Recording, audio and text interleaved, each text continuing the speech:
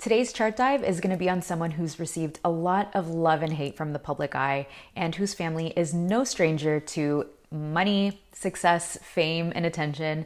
And of course, we are talking about Miss Kim Kardashian. So before we get into this video, don't forget to hit that like button, subscribe, and also hit that notification bell so you can be the first to know when we do release fresh new content just like this here at the Human Design Academy. And if you're new here, hi, my name's Crystal Alfarero. I'm a human design guide and I help people like yourselves make sense of the human design system. And going back to Kim, I feel like she's someone who's just gotten this bad reputation over the years. You know, she started getting into the spotlight as a teenager, making a lot of mistakes, and basically became known as this socialite who got famous without having any real talents, right? But for me personally, I always feel like she's just someone that's been misunderstood and does actually have a lot to offer. She even started her path to becoming a lawyer in 2018, and she's still going through this process, still working towards the bar exam. And this is news that shocked and surprised everyone because it's the least you expected from someone that was perceived or is perceived as superficial and vain. And a lot of people had their doubts and also reservations about whether this pursuit of hers is something that is genuine or is something that maybe she's just doing for attention. And so that's going to be the question we're exploring today. Is Kim Kardashian destined to be a lawyer from the lens of human design? So if you want to find out that answer and you want to stay tuned for the whole analysis, you're going to want to watch to the end of this video. So if you're ready, let's just dive in. Okay, so here we have Miss Kim Kardashian's chart. She was born on October 21st, 1980 at 10:46 a.m. in Los Angeles, California. So this makes her a 3-5 sacral generator, meaning, you know, part of her purpose in this lifetime is to do the work that she loves, find the work that she loves. And this is how she generates this sustainable life force energy and satisfaction in her life. And I think one of the first things that pops up to me when I'm looking at her chart is just that she has a lot of openness. So you see a lot of this white space here. And this, when you see this, it generally indicates someone who's very sensitive, you know, very sensitive, especially to external energies and perhaps taking in other people's thoughts with this open head center, completely open head center, and taking in other people's emotions through this open solar plexus, right? And so this makes her potentially very easily influenced by her environment. And I think we're going to explore that theme as well as we get into this analysis. But in general, when we look at her definition and her consistent energies in her chart, she has a very individual design with both of her life force channels coming from the individual circuit, right? So there's this underlying theme of empowerment, right? But at the same time, because it's very individual in nature, it's very much all about me. So she has a design that is potentially very self-centered, right? Self-focused. It's all about the me and what I want. And I don't say that as a judgment at all. I think this is, when we look at human design, it's never about judgment. It's about like who we are, what that means for us. And I feel like this design, of course, it plays a purpose in her life and it's part of her role in this lifetime. You know, I always like to say to my clients that just because you lack something or just because you don't have something in your design, it doesn't mean that you're here to struggle, or it doesn't mean that you're here to suffer in this lifetime. It just means that your design is perfect for what you came here to live out. And so for Kim, being very individual in nature, that's what she came here to do. That's her jam in this lifetime. And again, we're going to explore how this manifests for her as well. And when we look at this channel here, the channel of mutation, the 63, I'm not going to go into too much detail right now. Basically, she's someone that's here to bring forward change and transformation, or, you know, bring something new into this world with these, what we call mutative qualities, right? Whenever I hear the word mutative, I always think of like Teenage Mutant Ninja Turtles, but when we say mutation, we're really saying transformation and bringing something new into this world, right? And so you put that alongside with her fifth line right over here. So her 3-5 profile, and you have someone that's here to really just influence and empower on this grand scale just by being herself and following her own path, right? What else do we see here? And so, yeah, I mean, this makes so much sense to me. I mean, Kim played a huge role in the influencing and I'm going to say in setting and influencing beauty standards that we see today in terms of makeup trends, in terms of fashion trends, at least in the Western world, you know, the sculpted, like voluptuous look, the contoured makeup, and I'm going to say maybe the dark features with the thicker brows and the big voluptuous lips. Maybe even my, like what I have right now is kind of Kim or Kardashian inspired. But anyways, like we can see how, whether it's just Kim or her family, like even Kylie, they kind of made that look mainstream, right? And I would say, yeah, it's not to say that these features and these things were not beautiful before then, but it's really just to say that they played a huge role. And specifically Kim, like she played a huge role in making these particular standards more mainstream, right? Mainstream in media, at least in America, right? And before Kim's influence, the beauty standard in the 90s and like the early 2000s were not all about the curves. You know, I'd say like a tween during this time, but it was all about the low-rise jeans and like having a very thin figure and the washboard abs. You know, I remember all the magazines having Britney Spears and Paris Hilton with the light features, the blonde hair, blue eyes type of archetype, or not archetype, but just kind of figure, if you were to think of it that way. And then comes Kim. You know, she's this beautiful Armenian American, dark features, you know, curvy body. And it's just a very contrasting look, right? It's just not what we're used to seeing in magazines. And so I feel like she really did play this huge role in empowering other women to embrace their natural curves and embrace their more ethnic features, right? And she brought a lot of change and transformation through these new beauty standards that she helped set, so to speak. And not by trying. It's not like she made this her life mission. It's not like she really did anything, but it was just by being herself. It's through this fifth line influence as a 3-5, that hair tick, maybe being a little bit unconventional, being mysterious, seductive, right? That attracted the eyeballs of many different people. And this happened in ways because she was self-absorbed, because maybe she was like, you know, taking a lot of selfies. I don't know. Yeah, I mean, I don't know the exact timelines to all this, but it was because of that self-absorbedness that she became seen. She became known. She became, you know, all eyeballs were kind of on her. Despite all of the negative attention she was getting, she's just someone that I feel followed her personal satisfaction, especially in the early days. Like, I mean, she was young when we first started seeing her. And I mean, she's older than I am, but I mean, yeah, like she was still very much young, very much growing and evolving. And so, yeah, we saw her, I guess, like we perceive her as this person that's kind of self-absorbed, maybe a little bit vain as well. We can also see the self-absorbed side of her nature through this unconscious channel here, right? The channel of power. It's a design of an archetype. And this has that keynote, that underlying keynote and theme of self-empowerment. It's all about the me here. And it's all about self-preservation. It's all about individuality and personal power that we see. And individuality is very, very important because it's a mechanism for diversity. It's a mechanism for survival. It is necessary for evolution and growth, right? We need that diversity. We need that, you know, if we're all the same, then where's the newness going to come from? How are we going to grow and how are we going to evolve? And so again, when we look at this from a human design perspective, this specific channel is all about this gift of intuition and survival for well-being. So she is someone that is very much connected to her instinct, or specifically her intuition.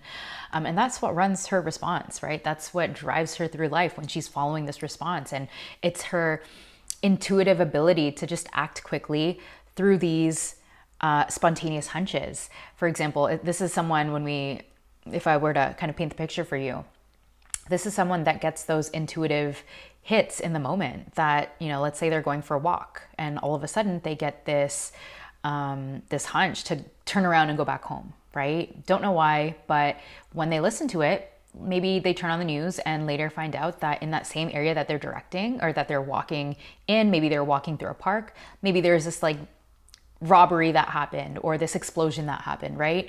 It's just this intuition that saves them, right? That leads them and drives them through life without really understanding the why. There's no logic behind it. It's just this inner intuitive knowing in the now that is leading them to what's healthy for them. That's leading them to the best case scenario, so to speak. And so this is someone, again, with a very strong gut feeling. Her intuition is directly connected to her gut, right? That sacral center. And so she knows what's healthy for her and what's not. It's also a very auditory channel. And so when I say auditory, basically she's someone that could possibly be receiving hunches through voices or what seems like voices or thought. This can be seen as intuitive hearing. So if you've ever heard of clairaudience, right? It's intuitive hearing through sounds, through voices. And I've worked with quite a few psychic mediums who have this channel, they're clairaudient, and have this particular aspect in their design. But really this is just someone that is here to move through life intuitively based on what's healthy for them, right? Not necessarily listen and trust what everyone else is saying, but trust themselves, trust their intuition to lead them to what's right for them specifically, even if it doesn't make any logical sense to the people around them, right? And so in many ways, she's here to be self-absorbed when we look at her chart in order for her to be led to her own self-empowerment, right? When she doesn't listen to this intuitive response in life, maybe she ignores it, maybe she listens to someone else instead, it can lead her to very frustrating or maybe even dangerous situations, right? Especially being a third line martyr with that 3-5 profile, it could have led her to a lot of maybe challenging situations and maybe even crises, right? We all know the situation that she had, I think it was with Ray J. But basically she had a sex tape leaked, and maybe she did this despite her getting a bad feeling about it, right? Maybe she got a gut feeling about it and ignored it and continued to, and still did it anyways. Maybe she didn't feel comfortable with it. Maybe she felt like unsafe when she was in that situation, but still did it. And so when she doesn't listen to this response, then again, it just led to that whole controversy, that blow up later down the line. We also know that she had this express marriage with Chris Humphries. He was I don't know if he still is, but he's a basketball player. And yeah, that marriage lasted 72 hours. Again, maybe she did get this gut feeling to not do it, but maybe she felt so deep in this relationship, and it was like so public. They were filming Keeping Up with the Kardashians during this time, and so maybe she felt this public obligation or this obligation to kind of keep that facade going and to continue with the marriage, even though maybe viscerally she felt that it was not gonna, be something long lasting for her. And so again, it could have been her body physically giving her this gut response, this gut reaction, but she was ignoring, and maybe she was seeing all these red flags, but ignoring it. And so we can definitely see how this intuition plays out in her life. And, when she did ignore it, let's assume that she did get these hunches. Again, it led to that situation where she had to go through that annulment. I think maybe it wasn't a divorce, it was an annulment of that marriage after 72 hours. But yeah, it could have been avoided if they just didn't go down that road. And I saw the episodes of Keeping Up with the Kardashians, and I didn't really, it was a weird match. And I'm sure like a lot of people could agree with me, but yeah, he seemed a little bit childish and like mean to her. So again, that's kind of another topic, but I could see how it didn't work if that's, that's basically what I'm trying to say.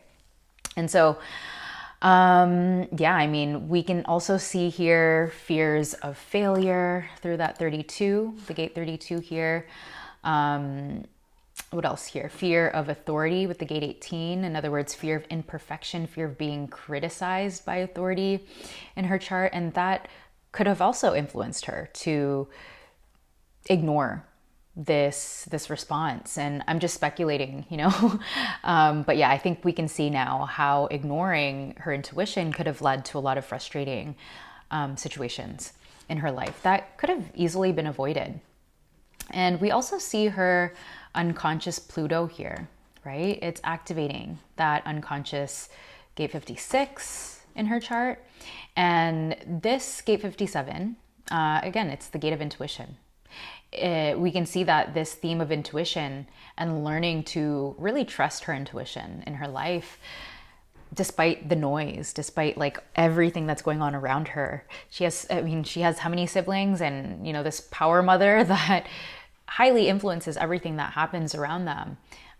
But it's this lesson, this theme of needing to trust her intuition and do what's right for her, and not what is right for everyone else around her. But going back to unconscious Pluto being our truth and transformation, this is something that she's here to explore over her lifetime, right? Learning to trust this intuition, learning to lean into this intuition, learning to trust that she knows what's good for her, right? And yeah, that can be really hard, especially having this completely open head center, this open Ajna center as well, right? Constantly taking in what everyone thinks, the beliefs, the opinions, the ideas, the questions of everyone else around her. And so it's through trusting her intuition, basically, is what I want to say, that leads her to this truth and transformation over time. Now, going over to this channel here, right? The channel of Mutation, the 63, it's a design of energy that fluctuates, it initiates and fluctuates. In other words, it's that pulse-like energy. And so this we see is a very mutative and potentially revolutionary energy, a revolutionary part of her nature. This is that sustainable energy to bring order to chaos, right? It has that gate of ordering in the gate 3 there. And really bringing order to chaos in order to bring something new into the world, in order to mutate. So I also see this, when I say bring something new, for me, like I think of innovation, someone that's very innovative, right? Someone that's here to change things, maybe bring something different that we've never seen before. And it's this energy for what we say radical change, revolutionary change and innovation. And so at the same time, because it's that energy that initiates and fluctuates, it's that pulse-like nature, she's someone that can have a ton of energy in one moment and then it's off the next. So it's that pulse, it's an unpredictable pulse. It's not a linear type of energy. And so when she is listening to her response, right, and engaging her energy in the right things, this is when this energy really expands and it really works with her to create something new, to create something impactful.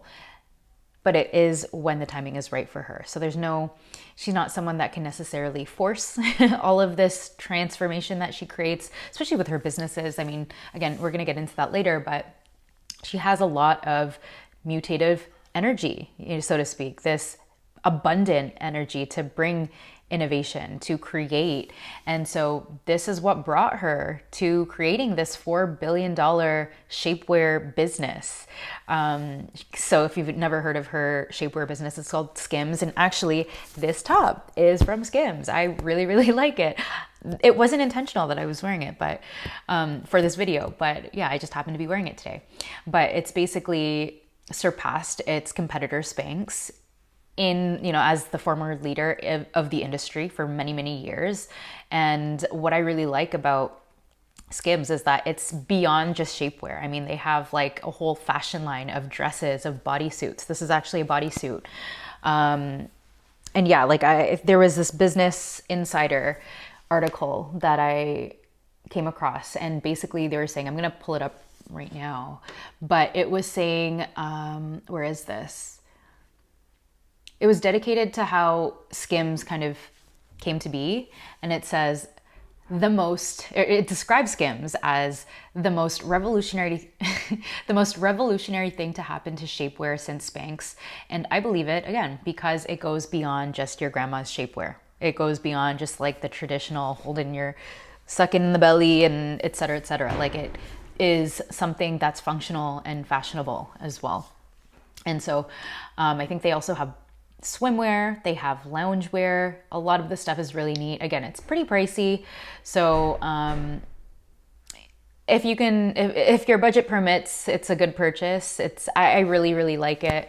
I think there are like Skims dupes out there that you might want to look into as well. But basically, I think it meets the hype. I think that it is a very innovative and revolutionary thing that Kim has added to the shapewear industry.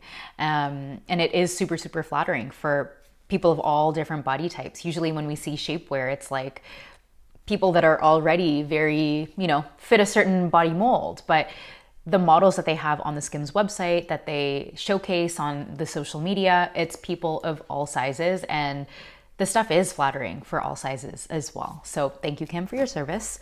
And again, like whether you like her or not, it doesn't take a lot to see that she's created this like large scale influence and impact and value to the beauty and fashion industry. And so regardless of, I don't know, her background and maybe controversial way that she got to the level that she is and controversial way that she got to fame, we've seen that she's so resilient. She's really demonstrating and showing that and stepping in as that third line martyr, right?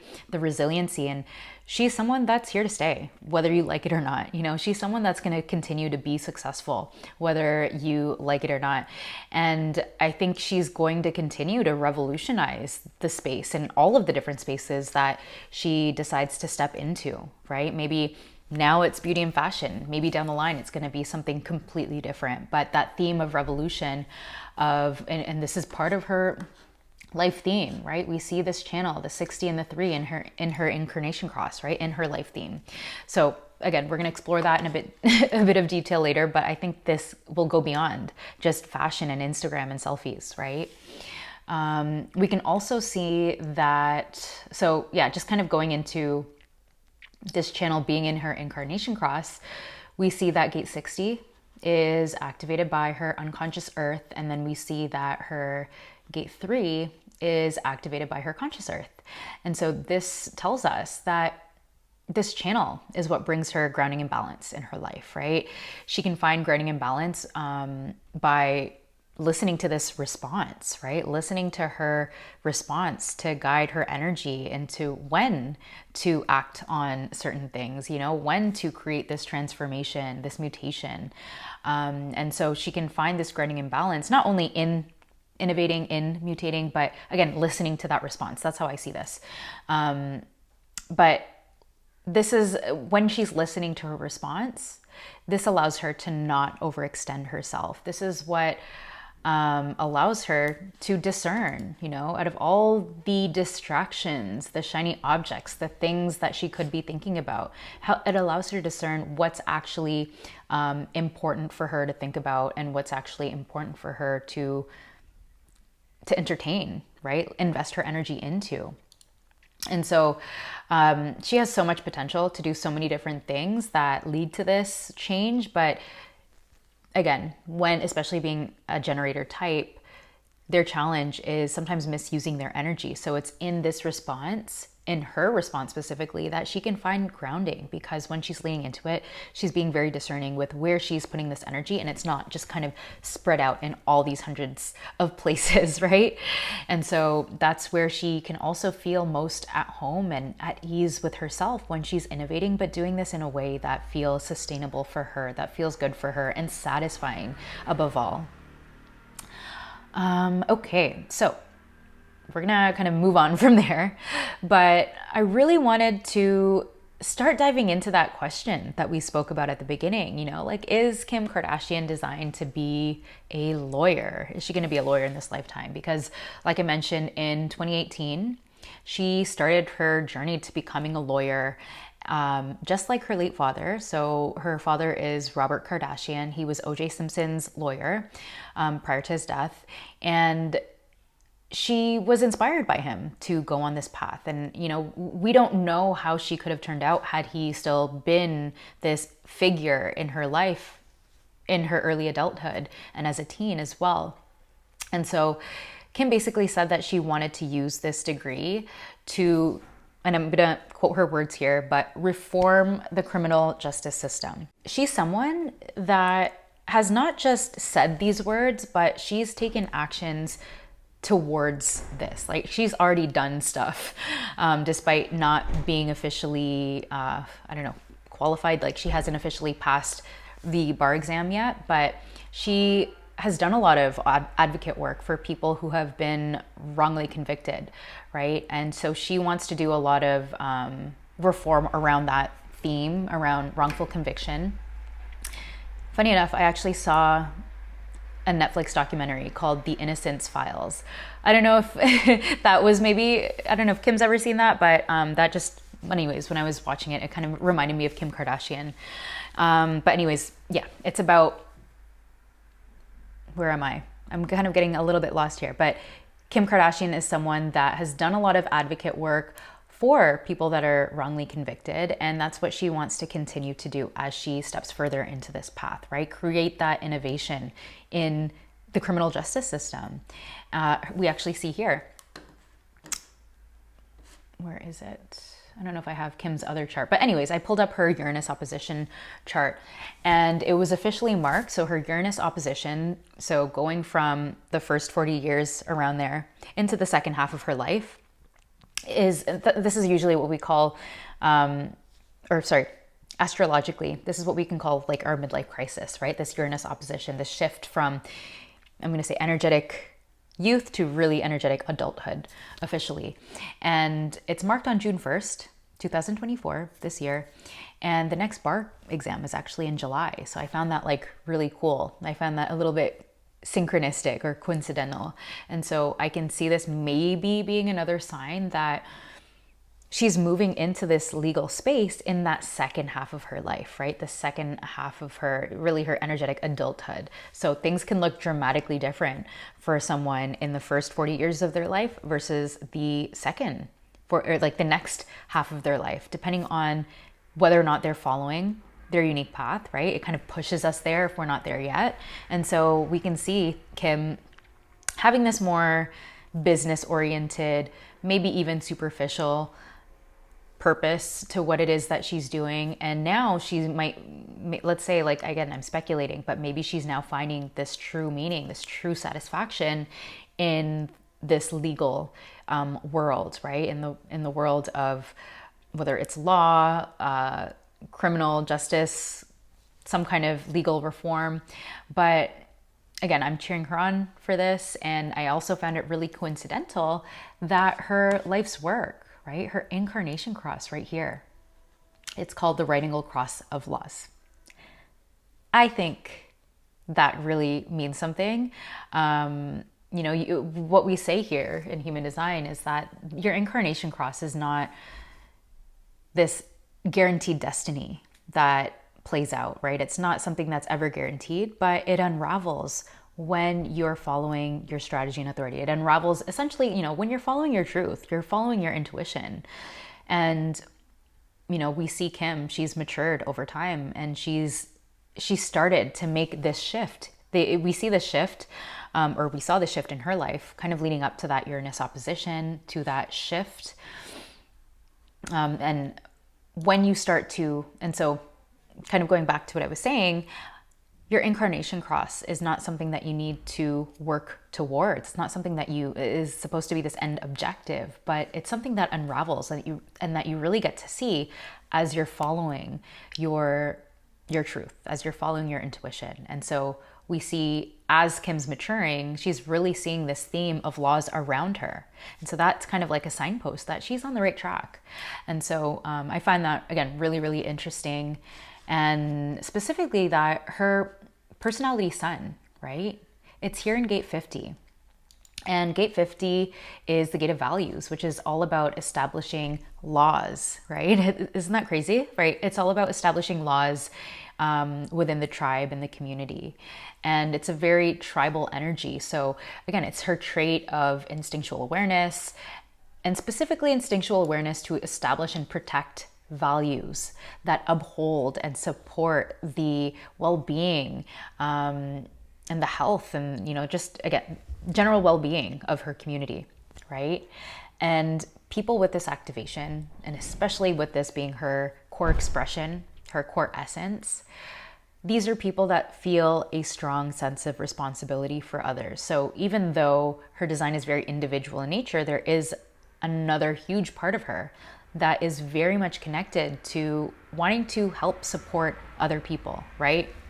We can say as much as we want that, or, people can criticize her for wanting to go this path and judge her for being someone that cares about how they look, right? But it doesn't eliminate the fact, or it doesn't eliminate, and it's not mutually exclusive with being this person that cares and being this person that supports. You can be both.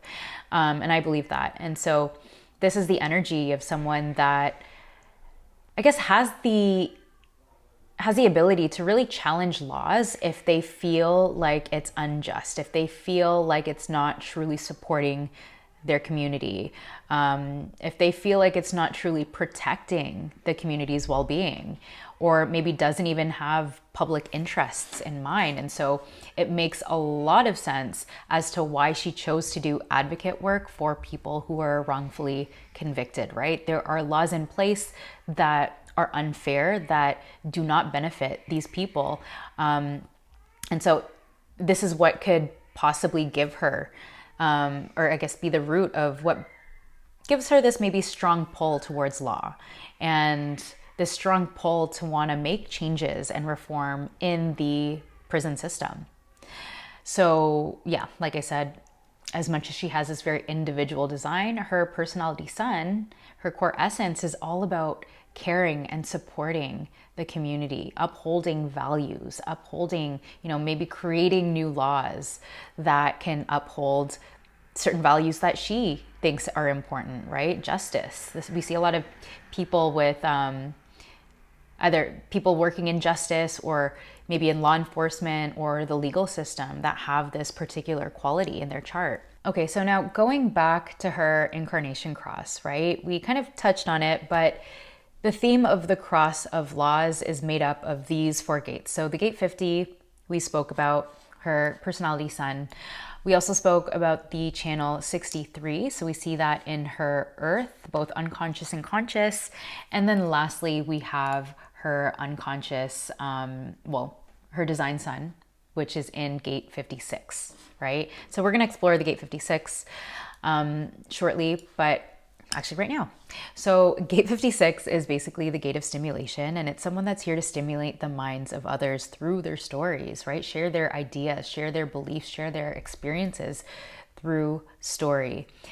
We see this energy, it's sitting in the throat center, it's unconscious, it's again a dormant potential. So she's waiting for other people, either maybe to be with, to share her stories with. And that's when the magic really happens. It's also someone that's, I guess, has this trait of being able to paint a vibrant picture, to paint a visual that can trigger emotions, that can stimulate others, right? It can trigger certain things in other people through their words. And one thing that we say in human design is that the gate 56 is the most emotional channel outside of the emotional center, right? It's the ability to stimulate the mind and provoke those emotions through the words that they're expressing. So again, it's that archetype of a stimulating storyteller. We also see that it has a 5th line quality. It's called attracting attention. There we have it here. Just wanted to quickly show you this.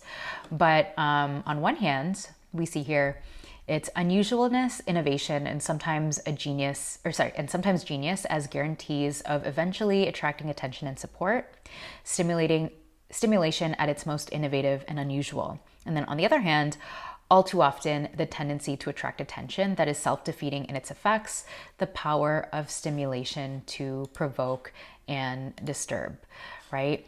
And so there are two different sides of the same coin. That's what I wanted to say when it comes to attracting attention.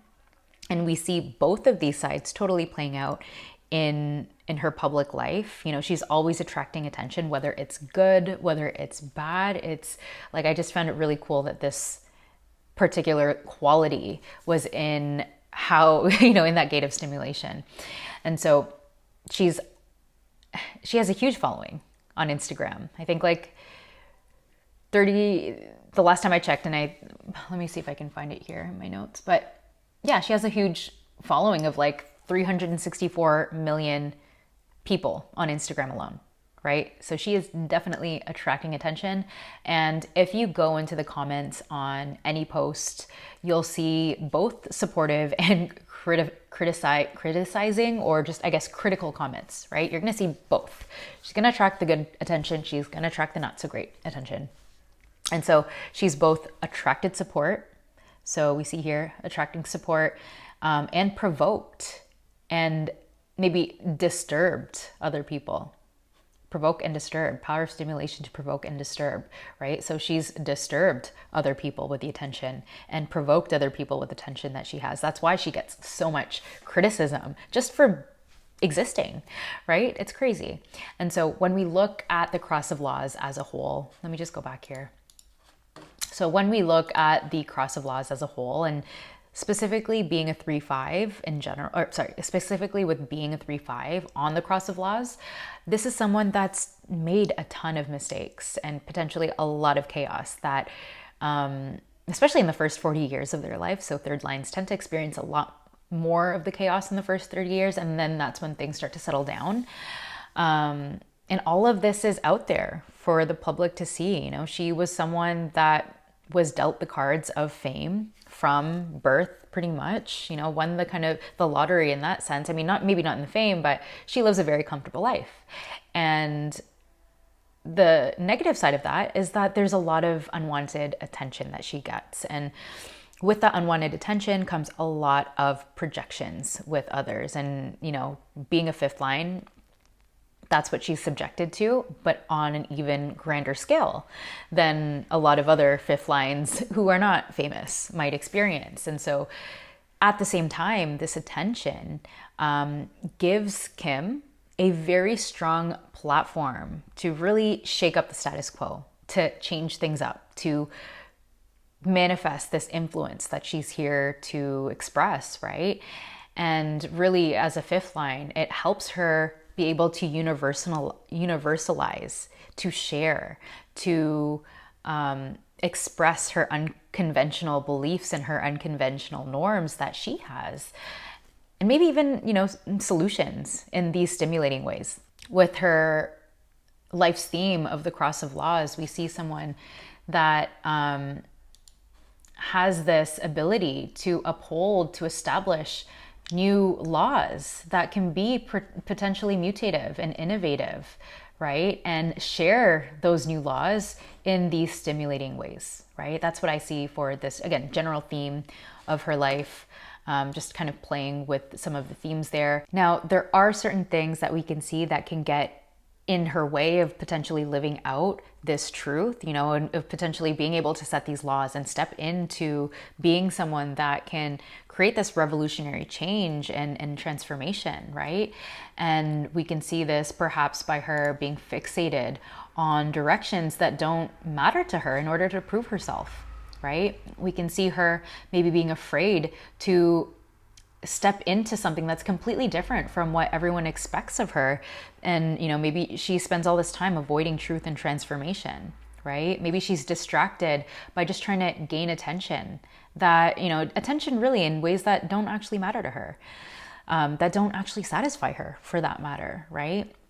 Because maybe in her past, she's someone that didn't truly feel heard, or maybe there's something inside of her that's, again, seeking that love and acceptance from others. And so she can spend a lot of energy, especially, again, in that early part of her life, doing things and channeling her energy into things that, you know, maybe bring a superficial sense of satisfaction or temporary sense of satisfaction. And so, you know, we can kind of see that, going into this second half of her life, things are very much evolving. I mean, we've seen Kim's evolution over time and her maturity change.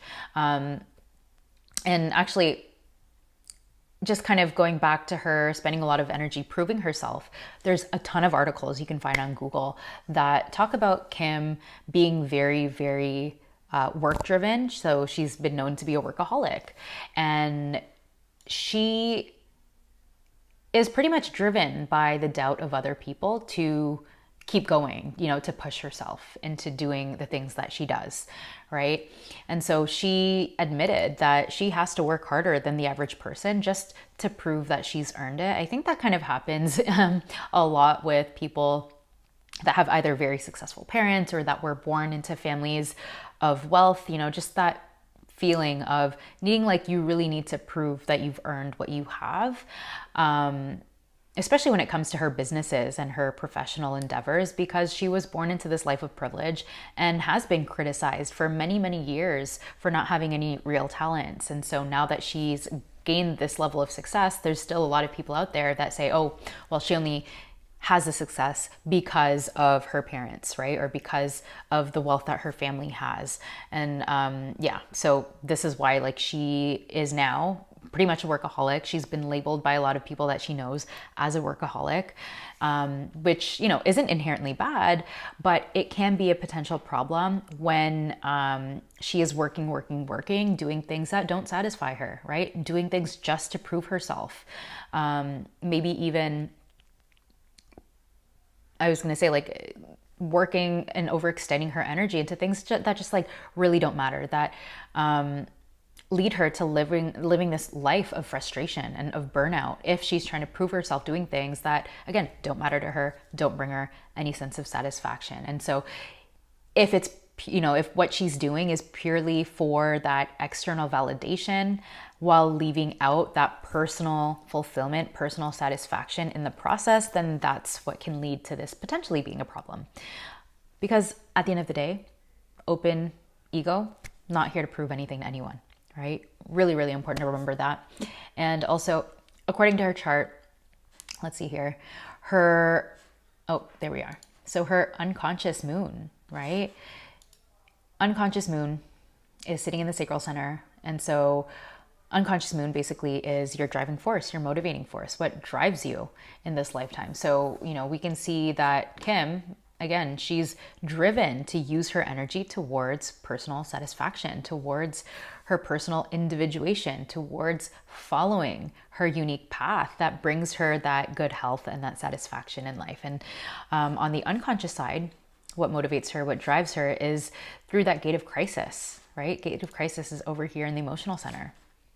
And so this gate of crisis is basically this emotional gate that's based in your feelings of desires and expectations, right? And so she's someone that could be very much driven to enter experiences with the expectation that these experiences are going to fulfill her desires, are going to fulfill a certain void in her life, maybe give her a certain feeling that she's, like, yearning for. And in any case, whatever motivates her in life, it's just really important for Kim to just take a pause and wait to respond, listening to what her gut is saying before initiating that thing, before taking action, right? Otherwise, she can find herself acting from this place of, like, urgency, scarcity, FOMO, of, based in what everyone else is telling her. And that can lead her to a lot of frustration, right? So instead of Kim maybe filling her days, as a workaholic, filling her days with hustling and doing all the things, it's important for her to learn to be wise and discerning with where she invests her sacral energy, right? Where she decides to engage this energy. And so, again, listening to that response as her inner authority with the decisions that she makes on a day-to-day, especially the big decisions, particularly, as it relates to career maybe and relationships. Those are the two things that we tend to see on the media. Really important for her to be discerning in those areas, because this is where life, really takes off for her. This is where her energy begins to expand. And this is where she gets to fill her life with more of the satisfaction and experiences that are meaningful for her. And so going back to that initial question, right? Is Kim Kardashian destined to be a lawyer, right? Based on everything that we've discussed today. Again, I didn't want to make this too long. I can't believe I've already gone for this long anyways, but yeah, let me just start off by saying there's no definite answer. Human design is definitely not this predictive tool. And anything that I share with you here is just for fun and entertainment. Now, with that said, based on the clues that we have picked up and based on, just the little analysis that we've really gone through, I can definitely see Kim having a career within law or lawmaking. Her incarnation cross, like we mentioned earlier, is on the right angle cross of laws. And it's also, her personality sun is in the gate of values. And this carries that theme of maintaining values, upholding values, and upholding laws that support the tribe and the community. And so it's for me, the archetype for this gate 50, this is her core expression in life, the values. These are people that do happen to, for the most part, work in some way, shape, or form around legal, in legal, in law enforcement, in the justice system. And so I can definitely see that for her. And, Ra would always emphasize the fact, like I said earlier, that the incarnation cross is something that you get to see when you are following that strategy and authority, right? So when Kim, as an adult, I'm sure she's gone through that learning process of learning to trust herself a lot more, and learning to listen to, not the noise, but do things for herself as well. And so now that she's really leaning into this, she's starting to see the themes of this cross of laws really unravel in her life. And so I'm really excited to see how this career around law really takes off. I'm curious to see when she goes for the bar exam, or when she actually does the bar exam, and if she passes, etc. So cheering her on. And one thing I wanted to say is that I feel like a lot of people forget that she's no longer a teen. She's a 43-year-old woman, and she is someone that's had challenges in her life like everyone else. Maybe it's looked different, but most certainly has had challenges and has learned from them as well, right? She's not the same person that she was 20 years ago, let alone 5 years ago. And she's now a mother of 4. Her third line discoveries have definitely taught her a lot about life and a lot about what works for her and what doesn't. And so we're going to see a lot of that wisdom really come into play as she keeps going forward. And so she does, in my opinion, she does seem to have matured a lot. And so it wouldn't surprise me at all that her interests have gone way beyond fashion and beauty, right? And are stepping into something that is more satisfying and fulfilling for her in the long run. Also, with that open G center she has, she's not someone that's going to have this one fixed direction through life. And so she's here to play many different roles in this lifetime. And so whether that role is in beauty and fashion or it's in law, she's here to kind of take it day by day. And as long as the role that she's playing right now is satisfying for her, then that's where she's meant to be. And so again, we're going to see things unravel for her as a mother, as a career woman, as a potentially future lawyer. But I really do wish Kim all the best in the future direction that she does take. And let's see how this cross of laws unravels for her. Anyways, that's all for today, guys, around Kim's chart. Let me know if you have any other insights or comments that you see that you want to share. Let's talk it out in the comments down below. And if you like these videos, go ahead and hit that like button and hit subscribe, and you'll see more just like this one that I did today. And anyways, I'm gonna take off now, so hope you have an amazing day or evening, and I'll see you in the next chart dive video. Bye.